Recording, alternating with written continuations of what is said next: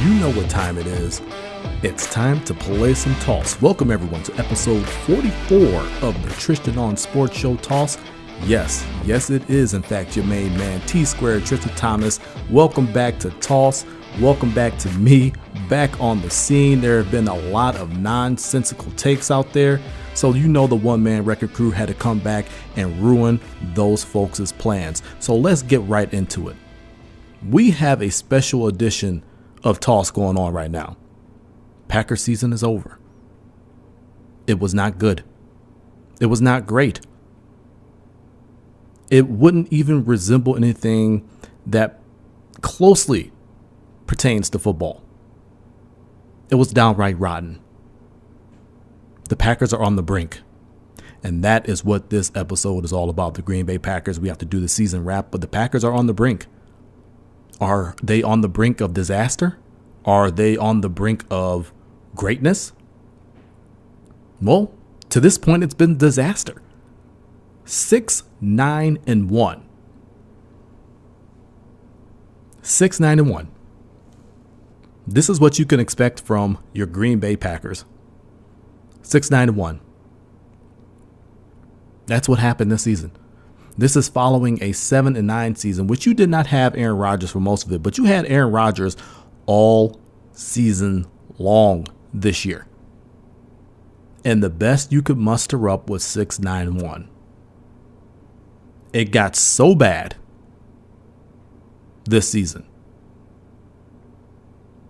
that right after a loss at Lambeau Field to the, at the time, 2-9 Arizona Cardinals, Mike McCarthy was brought into Mark Murphy's office and he was fired on the spot.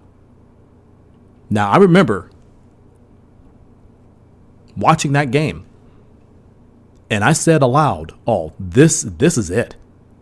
This is going to be the game that decides his fate. And I'm talking Mike McCarthy. So I said, this is the game that seals his fate. He's done. And if you guys have been listening to Home Court Sports, or if you've been watching Home Court Sports, which you can see Wednesday nights, 7 to 9 p.m. Central Standard Time on Facebook, you would know that I said the only way Mike McCarthy is no longer the head coach of the Green Bay Packers is if Ted Thompson is no longer in power. Last offseason, he, and I'm doing air quotes here, stepped down. And I'm here to tell y'all that wasn't the case. It wasn't a step down. He was definitely pushed out because it was time. And we'll get to him a little bit later. But I said those two were inseparable. If one was in power, meaning Ted Thompson, the other one was going to be there, meaning Mike McCarthy. Ted Thompson steps down, again, air quotes. Mark Murphy, Packers president, CEO, changes the entire power structure. Everyone must answer to him. That's both the GM and the head coach. I felt that immediately put Mike McCarthy on the clock. If he did not produce in the 2018 season, if he was not better than 7-9, if he did not get these guys playing good football once again, championship caliber football once again, he was going to be gone. I never saw him getting fired in the middle of the season. It really wasn't really the middle of the season. I believe they had 4 games remaining. So it was after 12 games. So you lasted 3 quarters of the season. But nobody expected that to happen at that point in time. We were all under the impression it would happen after the season. Mark Murphy said, oh no. Oh, hell no. No. This is happening now. We need to get our ducks in a row, get our business and our affairs in a row right now so we could go and get the best candidate and be ahead of the curve for this next season to get back to playing championship caliber football, getting back to playing Packers football, which is winning football. And if somebody tells you that they thought that Mike McCarthy was going to be fired after that game, they're lying to you. They're a damn lie. Nobody saw that happening. I didn't even see that happening. I felt that game was the one that sealed his fate, and he would definitely be fired the day after the season was done, maybe even after the last game against Detroit, which they put up and just laid an absolute egg again. Just the story of the season. It was a really, really trying, difficult year, but it does not all fall on Mike McCarthy. There is a ton of blame to be passed around for why the Packers are where they are, which is not a playoff team, not a championship caliber team, and really with one of the better quarterbacks in all of football, a floundering under 500 team. That is realistically where they are. 7-9 last year, 6-9-1 this season. So who gets some of that blame? Well, we already went through Mike McCarthy. Mike McCarthy was just not being heard anymore. His message was not being heard. You heard stories. I believe there was one story from Jeff Saturday, former offensive lineman. He was in Green Bay for a season. He protected Peyton Manning for a long, long time in Indianapolis, but he came to Green Bay, played a season, ended up getting replaced by a rookie. And he told a story about how a play would come in from Mike McCarthy, and while they were in huddle, and Rodgers would look really, really befuddled, and so would everyone else, and Rodgers would change the play. He would change it. That goes to show you that voice was not being heard. On top of that, McCarthy was just not getting the best out of guys anymore. People forget when they won the Super Bowl back in the 2010 season. Technically, February in 2011 was the Super Bowl, but it was still the 2010 season. They pretty much had a Pro Bowl roster that was on IR. You're talking about them missing guys like Ryan Grant, their starting running back. They're missing Jermichael Finley, their all-world tight end. They're missing big-time defensive players, including Nick Barnett. They had a laundry list of guys that went to IR or were off injured in that season that you never thought they would put together a good enough defense and a good enough offense to go out there and even get to the playoffs, much less run through the NFC, run through the Pittsburgh Steelers, and win Super Bowl 45. See, at that point in time, his voice was still being heard. Guys still bought into it. He was still able to tap into each and every single one of those guys and get the absolute best out of them. That was the Mike McCarthy that everybody knows and loves. That was the Mike McCarthy that you needed. But as time went on, that voice got smaller and smaller and smaller in guys' ears and guys' heads until, from my perspective, it was completely ignored. Completely ignored and disregarded because it just was not producing results anymore. He was just not reaching guys the same, and he was not getting the best out of players anymore. And that was evident on the field. So he gets a share of the blame. Aaron Rodgers gets a share of the blame. Now, I know it's crazy to sit here and say Rodgers had an off year. He has set the bar so exponentially high for the way that he's played his entire career that we're sitting here talking about a guy who completed 62% of his passes, passed for 4,442 yards, 25 touchdowns, and only 2 interceptions. A 12.5-to-1 touchdowns to interception ratio. Over 4,400 yards passing. 62% completion percentage, which is low for him. He had a lot of throwaways, young receivers. We get that, but it was low for him.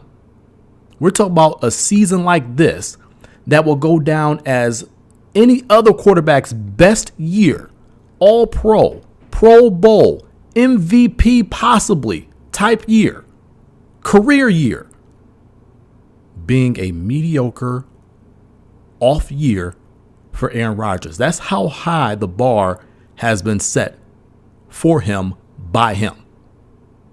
But even though he had over 4,400 yards passing, even though he had 25 touchdowns and only 2 picks, even though he completed 62% of his passes, it just did not look and feel the same. It just did not produce the same as it used to. He was really off all year. The throws that we became accustomed to him making, he was missing. The easy throws that you expect any quarterback to be able to make in their sleep, he was missing. The check downs that you need to take when the defense isn't giving you anything deep, he was not taking. Jimmy Graham was just a bystander all season because he did not throw the ball down the seam and through the middle of the field. He shares a piece of the blame in this because he's the quarterback, one of the most important positions in this game. If you don't have a quarterback, you really have nothing. And that's the truth. Ask teams that are still searching for a quarterback how that goes. So all those stats are pretty. Again, it would be a career year for most guys. And again, you just look at the stats on paper without contact. You say, well, what? He had a hell of a year. Well, what are we talking about here? No. When you miss the easy stuff, when you just don't throw to your weapons, when they're wide open, the check downs, the middle of the field, up the seam, when you hold the ball for 3 and 4 seconds, trying to look for the deep pass almost every single damn time, when your offensive line is giving you time to pass and you're eating sacks left and right, it was not a great year for you. It did not lead to wins for your ball club. It did not produce much of anything. That's the reality. That's the context. So Aaron Rodgers shares a part of this blame. Ted Thompson shares a piece of this blame. I know some people are out there right now scratching their heads. How and why is Ted Thompson involved in this? And then there's another contingent of people who know exactly where I'm going with this. Ted Thompson's blatant blind eye to free agency and his unwillingness to re-sign the guys that he drafted to be developed and were developed and developed into really good players. Your decisions to not re-sign those guys and let them go elsewhere, and you're watching them week in and week out produce at a high level. Guys like Casey Hayward that you just let walk out there producing. Micah Hyde out there producing. Those guys were in your system. Those guys you had the opportunity to re-sign and you didn't do it. There were impact players that were free agents that made the most sense for your ball club. Danny Trevathan, anybody? He's got to say, hey, I wanted to play in Green Bay, but they didn't call me. Your inability to draft, your inability to, and I can't even call it an inability, your decisions to not sign free agents, your decisions to not re-sign the players that you drafted to be developed, they were developed, and you just let them walk. That has hurt this franchise in the now and in the future, because now you have to restock that cupboard. Because let's be clear, Ted Thompson left that cupboard bare. Let's be all the way 100 about it. He left that cupboard bare. So yes, he assumed some of the blame in this. He may not have been in power in the 2018 season, but the decisions that he made reverberate for multiple seasons after the fact. And you're seeing how his decisions have affected this ball club. Their ability to survive injuries. Their ability to have continuity. To have impact players. To go out there and make impact plays. That impact games. He's affected that for multiple seasons now. So yes, he assumes some of that blame. Yeah, if I had to go one more place, and we know injuries happen in football, and it feels like the Green Bay Packers have been injured more than any other team, and that hasn't been the case. I know it feels like it, And every year we're talking about this guy being injured, like a Randall Cobb, constantly injured. Brian Bulaga, constantly injured. Kevin King in his 2 seasons, constantly injured.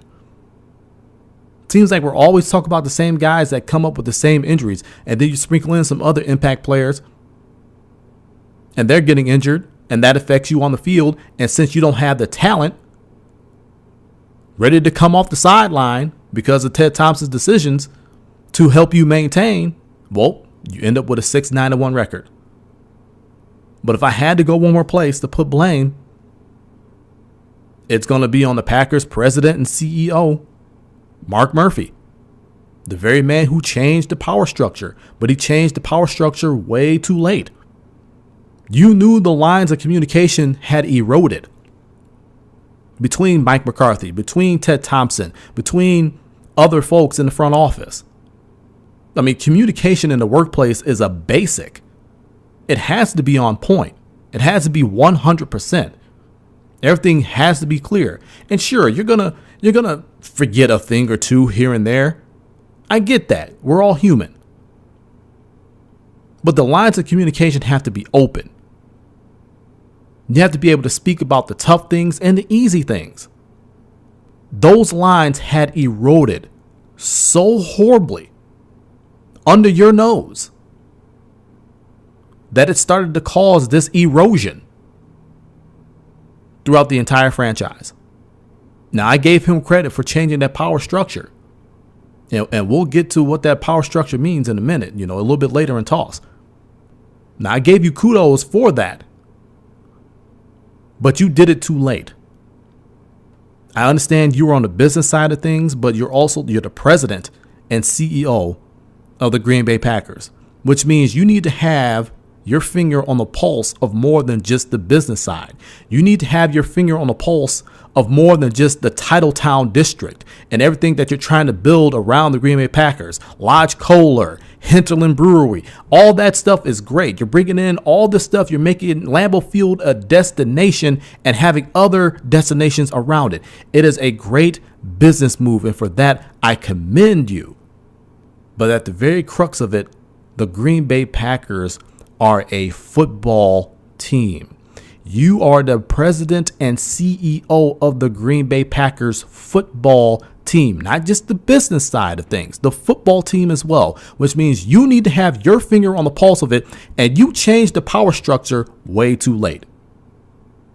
This had already eroded right under your nose. So you assume some of the blame for this, Mark Murphy. All of these people, all these circumstances equaled a 6-9-1 record, coming off of a 7-9 record in 2017. Packers on the brink. Packers were a disaster. But where do they go in the future? Things have already changed.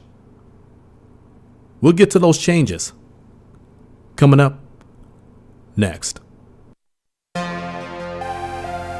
Welcome back to Toss, everybody. It's your main man, T-Square, Tristan Thomas. It's a special edition of Toss, Packers on the brink. The Packers season wrap. Again, the Packers season is over. 6-9-1 is their record for 2018. We went through who's to blame, what were the problems. Now we have to look to the future.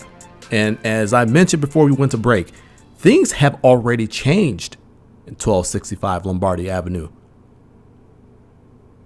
Just the other night, the Green Bay Packers made it official, signed a 4-year deal with an option for a 5th with Titans offensive coordinator Matt LaFleur, who was also the Rams offensive coordinator the year prior under Sean McVay, although he did not call plays. He's also been a quarterback's coach with the Washington Redskins, as well as Notre Dame.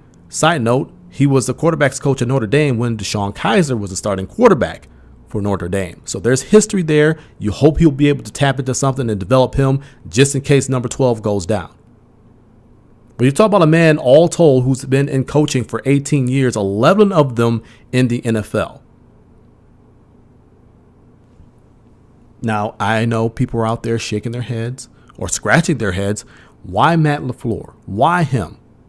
And the trend seems to be everybody's looking for the next Sean McVay, the Rams head coach, a guy who's innovative on offense and is young and can tap into the players that are around his age and just be able to relate to him a little bit better. And that's all good. But I don't think in this case that they're trying to tap into finding the next Sean McVay at all.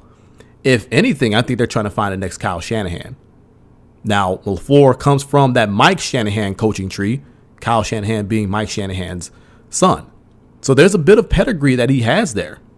If you look at some of the ideas that he's had, and again, he did not call plays for Sean McVay, but you can look at some of the elements of that offense. You can see when he called plays with the Titans, there are some things to like. Now, before everyone got ravaged by injury on that Titans offense, I mean, look at this.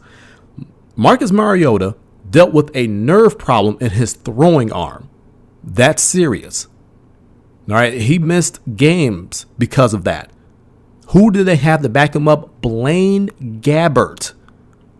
They lost Delaney Walker for the season early on, which was really their only threat in the passing game. Everyone else, you had a bunch of young guys, Corey Davis and all those cats. Taze Sharp has not turned out to be the guy that everybody thought he was going to be. My fantasy players know this. They had offensive line injuries. I mean, the injuries really derailed what this offense could be. But when you go back early in the season and you saw when most of those guys were healthy, you saw what they could do. And you saw what Matt LaFleur could do as an offensive coordinator and possibly a head coach.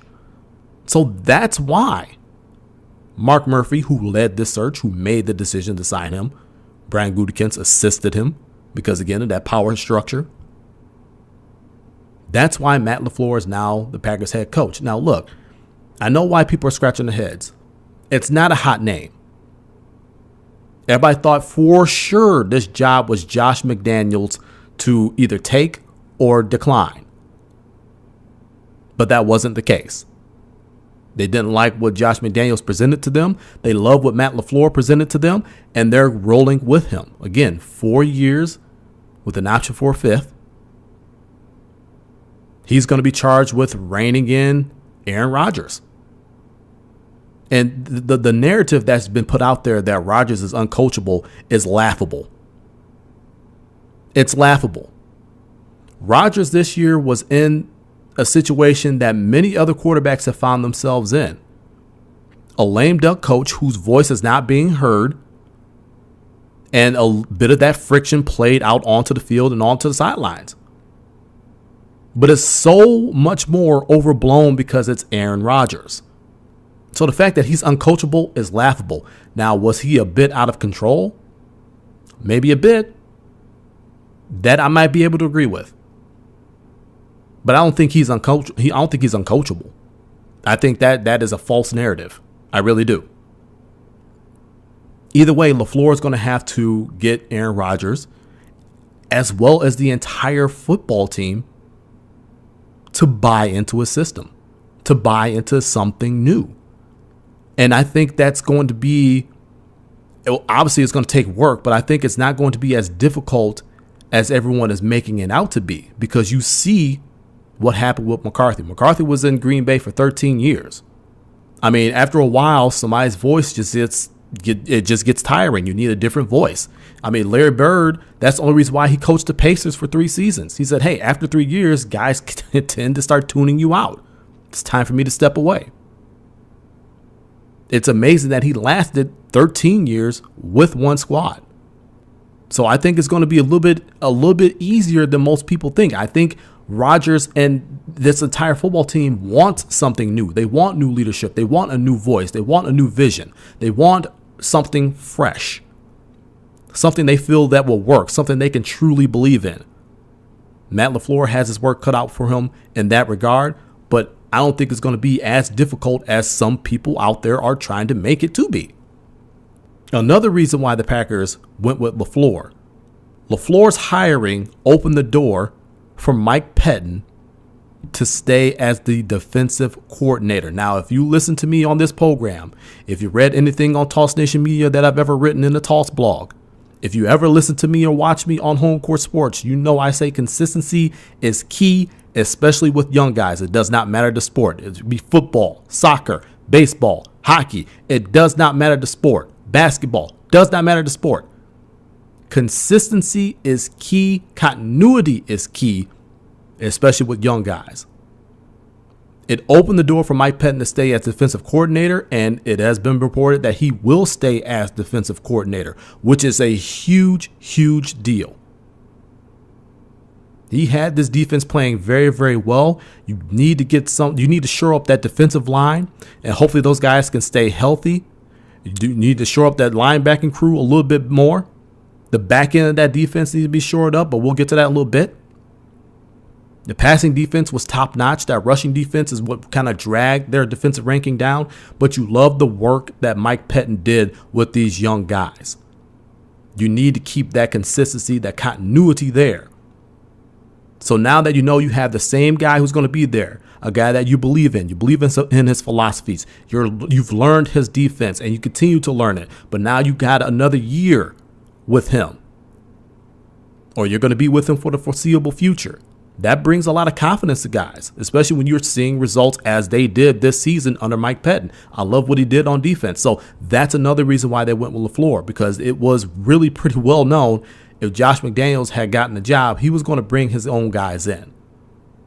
LaFleur is an offensive guy. He's more than likely going to call the offensive plays. I think that's pretty much 100% at this point. You hand the keys to the defense over to Mike Pettin. You tell him, hey, look, I got this side of the ball.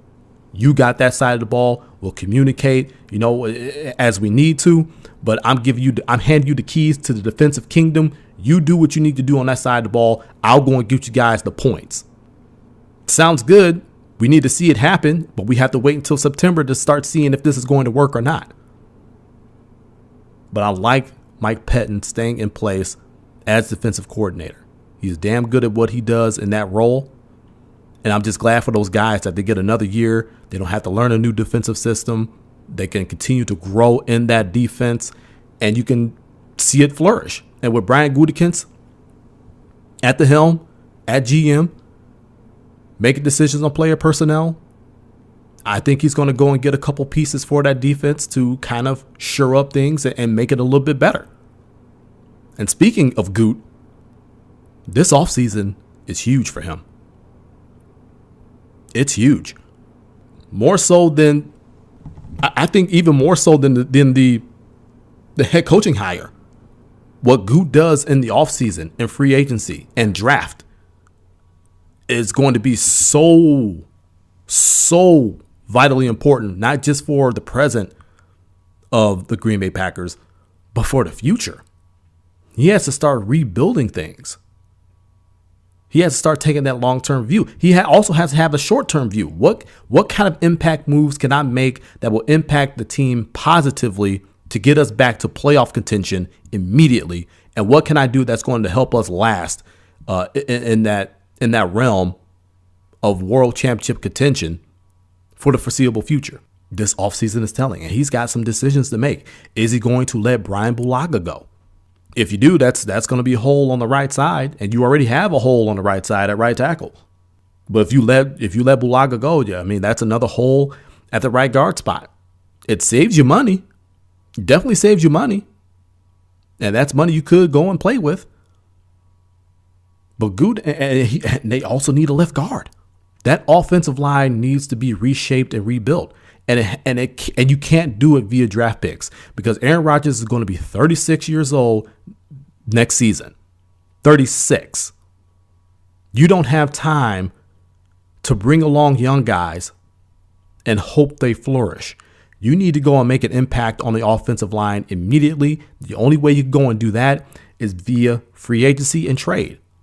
Goot has the assets to go and do things on both accounts. Now, if he lets go of, let's say he lets go of Brian Bulaga and he lets go of, let's say, Jimmy Graham. Again, we already mentioned him. He was pretty much a bystander all year. Rodgers really didn't throw his way, but when he did, Jimmy Graham really didn't do much. If he lets those guys go, you're talking about $50 to $55 million, if my math is correct, in cap space. That's enough to go and do some things. You also have 2 first-round draft picks you can use as collateral. It's really going to be interesting to see what he does with those draft picks. Is he really going to go and use them and get impact players for the defensive side of the ball? You could also use another receiver, because Geronimo Allison has shown you he hasn't been able to stay healthy. Do you keep Randall Cobb? Are you going to bring him back? I just, or are you going to bring back Clay Matthews? I don't think so. I don't think either one of those guys are coming back. I think both those guys have played their final games at Lambeau Field in a Green Bay Packers uniform. I really do. But this offseason is so vitally important with player acquisitions for Good. He has to knock it out the park, and he has to dip into free agency, especially for that offensive line. If you don't dip into free agency for any other reason, it had better be for that offensive line, because you have glaring needs there. Lane Taylor has not shaped out to be what you needed him to be on that left side. Again, Brian Bulaga off injured, 29 years old. He's had multiple knee surgeries on the downside of his career. Right tackle you absolutely need. I mean, there's some big time decisions to be made. I mean, you could use another wide receiver. You could use a tight end. You could use a safety. Because let's be clear, I hate Josh Jackson at the cornerback spot. He needs to be at the safety spot. Tramon Williams needs to move back to slot corner. You need to put Josh Jackson back there at safety. He's a lot better there. Kentrell Bryce cannot do the job. He cannot do the job for you. Jair Alexander, he's a stud. No worries there. But you have glaring needs on the offensive line. You have glaring needs on that defense.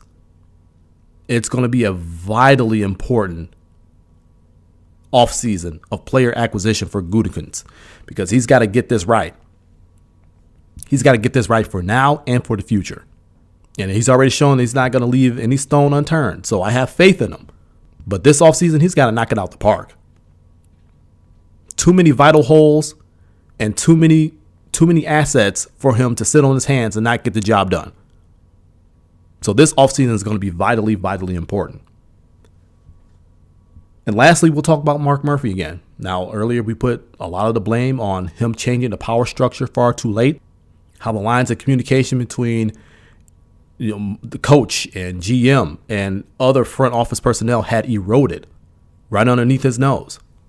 With him changing the power structure, selecting his GM, handpicking the next head coach for the Green Bay Packers and Matt LaFleur, his job, his legacy is now tied with Gut and LaFleur. If he fails, if they fail, if Gut fails, if LaFleur fails, so does Mark Murphy. And they're all out of a job. They're all out of a job. The board will come back and say, you're all gone. They get them all out. So Mark Murphy has to hope this works. He has to do whatever he can to ensure that this works, because he has now put his job on the line by having a handpicked GM and a handpicked head coach, which he handpicked. If they do well, he's safe. If they don't, he's gone like McCarthy, and so are they.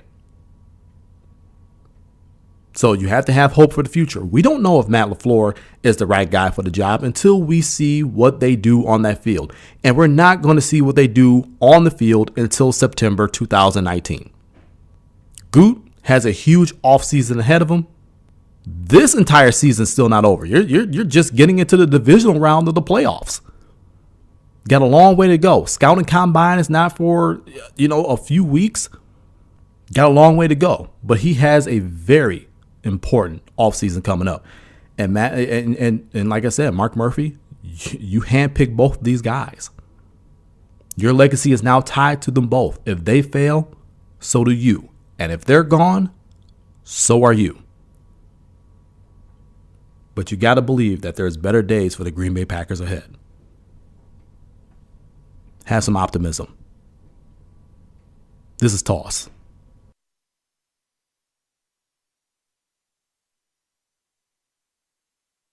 All right, y'all, it's time for me to get on up out of here. This has been episode 44 of Toss, the Trishan Dawn Sports Show.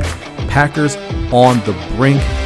Thank y'all so much for rocking with it, brother. Coming back. The hiatus is over. I'm back. Hey, make sure to tune in next week. We have to talk strictly Milwaukee Bucks basketball. There's so much to talk about, so much positivity going around, and there have been some stupid takes. Once again, the one-man wrecking crew has to go and ruin those takes. So next week, nothing but Milwaukee Bucks here on Toss. You know where to find us. TossNationMedia.com. That's TossNationMedia.com.